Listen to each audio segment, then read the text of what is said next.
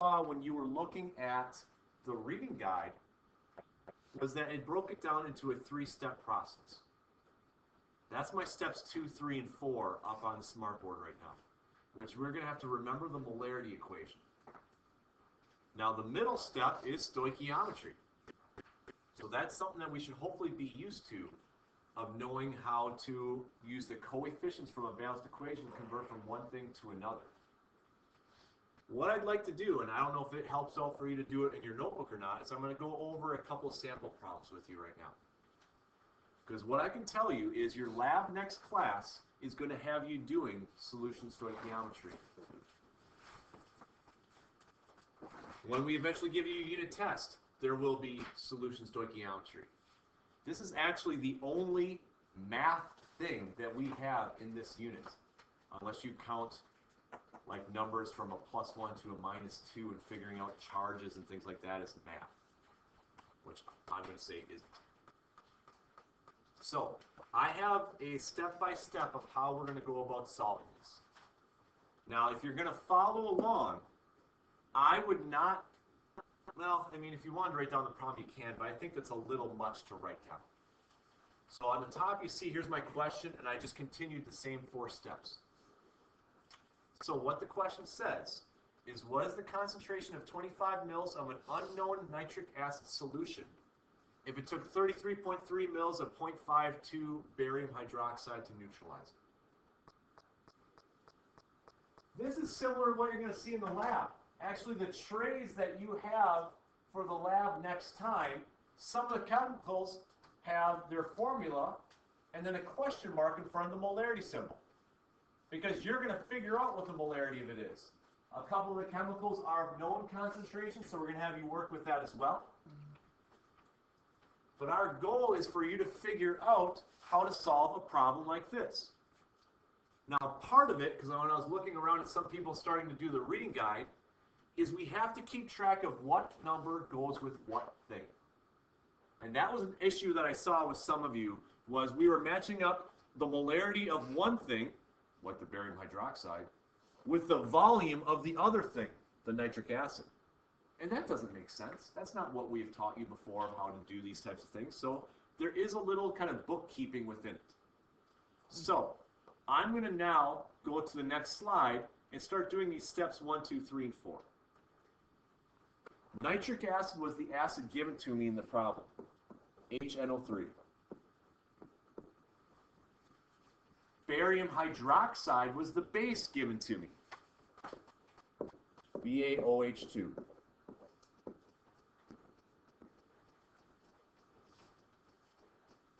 What's one of the products of this reaction? Water. Every time, water. Yep. And again, I'm sorry that I'm running out of room, so I'm going to write it right below. What's the other product? Barium nitrate.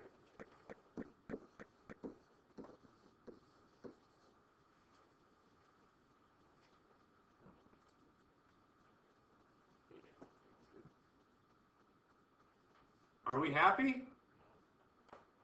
I made the double displacement switch, but I did not rebalance formulas. BaNO3 2. Got to balance the equation then. Notice there's 2 nitrates on the product side. I'm going to put 2 nitrates on the reactant side. Now I have 2 hydrogens and 2 hydroxides on the reactant side. I put a 2 in front of my water, I'm set.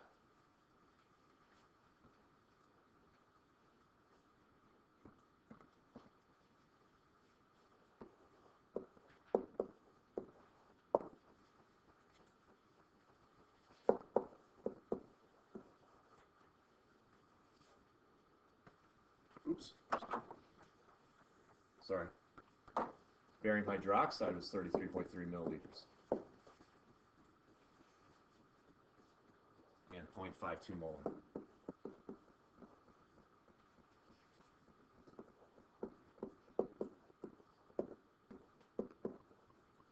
Now, I'm not saying you have to do what I just did here. But if you are given a problem, you should probably try to organize what numbers go with what things. So since I went to a blank slide, that's why I put those numbers there. To give me an idea of what do I have, what am I solving for. Some of you, by simply underlining and highlighting within a question, annotating a question, that might be good enough. Because if you're given a question like this, I would note 25 mils of acid, 33.3 mils of this molar barium hydroxide. What concentration? So you can annotate a question to help you out. Here's me just rewriting it. Step number 1, write a balanced equation. I did it. Step number 2, find the moles of the known thing. And that's going to be the barium hydroxide because we know the molarity and we know the volume. So, remember, molarity equals moles divided by liters. Or if it helps you, we did this little triangle thing, moles, molarity, and liters. We need to solve for moles. And what does moles equal? Cover up what it is, molarity times liters. So my step number 1 is I'm going to take my molarity times my liters. So moles equals 0.52 molar. We got to remember metric. It's not molarity times milliliters, it's molarity times liters. This would have to be divided by 1,000. Now, first semester, we made you show your metric conversions. But when we introduced molarity at the beginning of second semester, I said, you know what, if you can do it without, feel free to do so. That being said, there is 1,000 milliliters in 1 liter. So if I were to convert that, I would have 1 liter over 1,000 milliliters.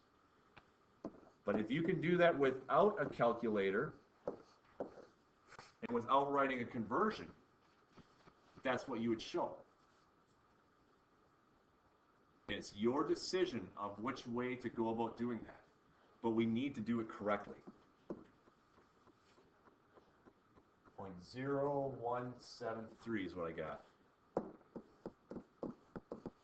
That's moles of the barium hydroxide.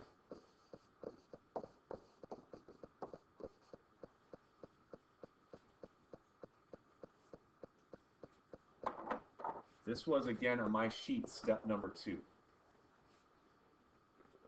Find the moles of the known thing.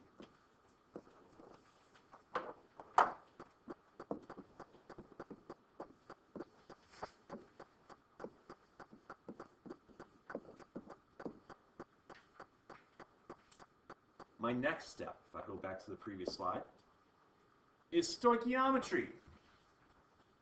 Stoichiometry is using the coefficients from the balanced equation to convert from one thing to another. Just like you had, I believe, the second or third reading guide question of how is HCl versus H2SO4 different and how much is added? I need 2 parts acid for every 1 part barium hydroxide. That's what those coefficients show. So if I'm doing this conversion where I start with barium hydroxide, I want to get to nitric acid. That's on top. I have barium hydroxide. That's on the bottom. And they are in a 2-to-1 ratio.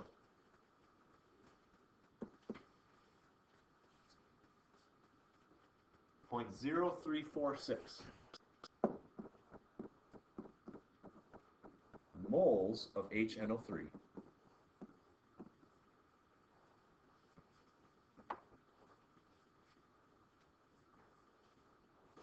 Step 1, get to moles of whatever you had the molarity and the liters for.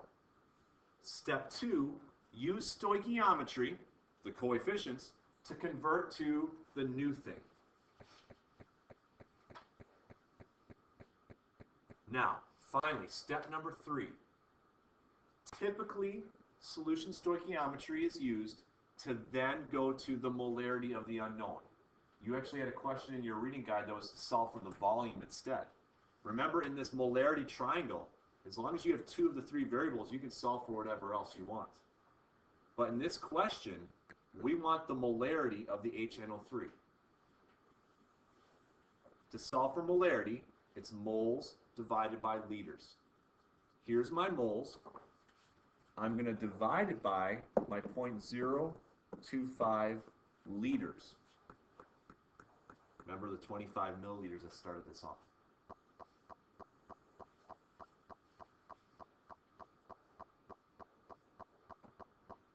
If I do that,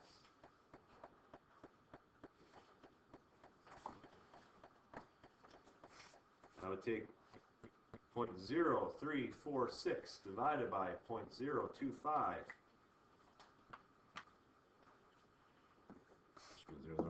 I get 1.38 molar HNO3.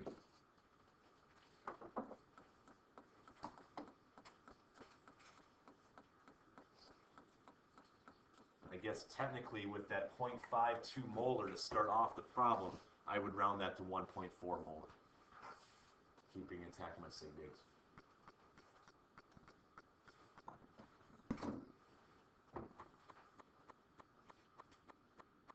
So, how about everyone have out the reading guide now, and let's do one of the questions from the reading guide. So then we can see a little bit of both. Okay? Oops, just got a new page. I want to do the question number 37. Number 37 dealt with the reaction between HCl and KOH.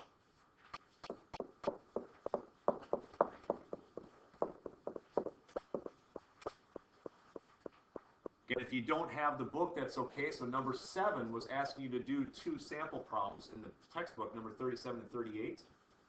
I'm just going to go over that with you.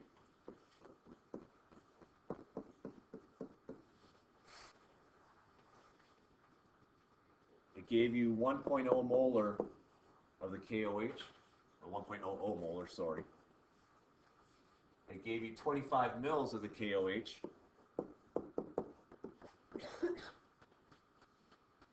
And this one was different. It gave you the molarity of the HCl, and it wanted you to solve for the volume.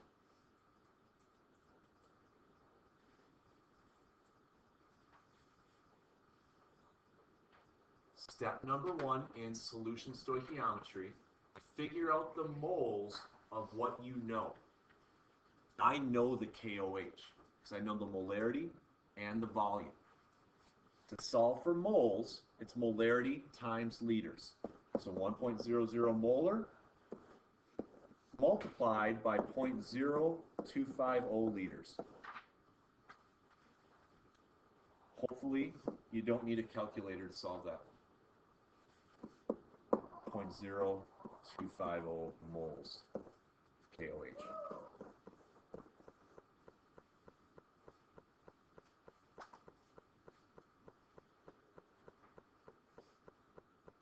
Step 2. If you know the moles of one thing, you can use the balanced equation to convert to the moles of something else. And in this particular problem, you wanted to solve for the HCl. That goes on the top. The KOH goes on the bottom. And they are in a 1-to-1 ratio. Once again, we probably don't need a calculator to solve this step. This is going to be 0.0250 moles of HCl.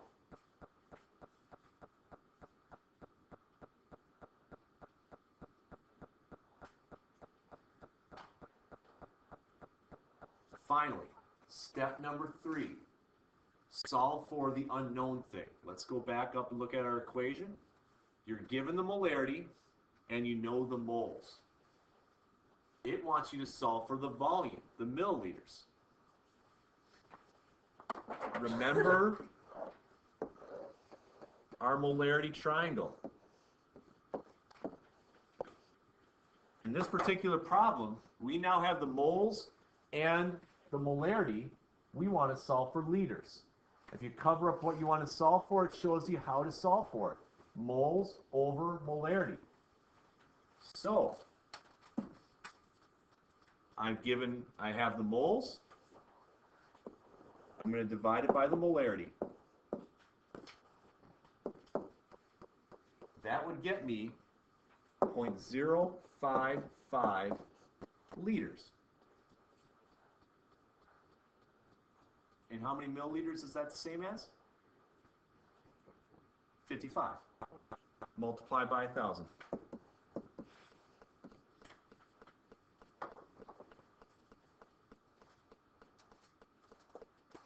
My goal would be for us to introduce it today and work on it a little bit at the start of next class period as well.